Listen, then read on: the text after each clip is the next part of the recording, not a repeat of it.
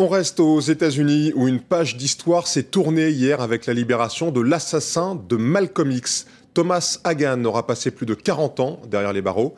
Nos correspondants aux États-Unis, Gilles Boulot et Natalia Mendoza, ont rencontré la fille du militant historique des droits des Noirs américains. Harlem, février 1965. Malcolm X, l'homme qui réclame depuis des années l'égalité des droits entre blancs et noirs, est assassiné en plein discours devant sa femme et ses enfants. Parmi les conjurés, cet homme, Thomas Hagan. C'est lui qui a achevé Malcolm X de plusieurs balles.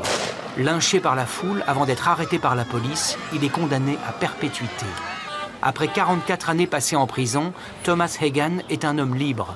Hier, il a franchi pour la dernière fois la porte de cette maison d'arrêt de Manhattan, située par une incroyable ironie de l'histoire à l'angle du boulevard Malcolm X. J'habitais déjà dans le quartier, j'avais 17 ou 18 ans. Tout le monde était en pleurs. C'était une période tellement sombre. S'il avait vécu plus longtemps, il aurait été un très grand leader. Ce reporter new-yorkais est le seul à avoir recueilli les confidences du tueur, qui depuis toujours évite les caméras et les journalistes. Il a compris la portée de son acte et il le regrette. À l'époque, il était très jeune, sans éducation, et il s'est retrouvé embrigadé dans ce mouvement qui était très violent. Sur le lieu même de son assassinat, une ancienne salle des fêtes transformée en musée, la fille de Malcolm X perpétue sa mémoire. Elle aussi a du mal à pardonner. Moi, à titre personnel, je ne peux rien faire contre cette libération.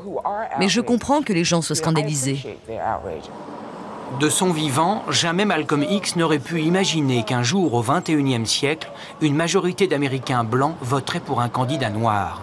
Les murs peints de Harlem témoignent de cette victoire post-mortem.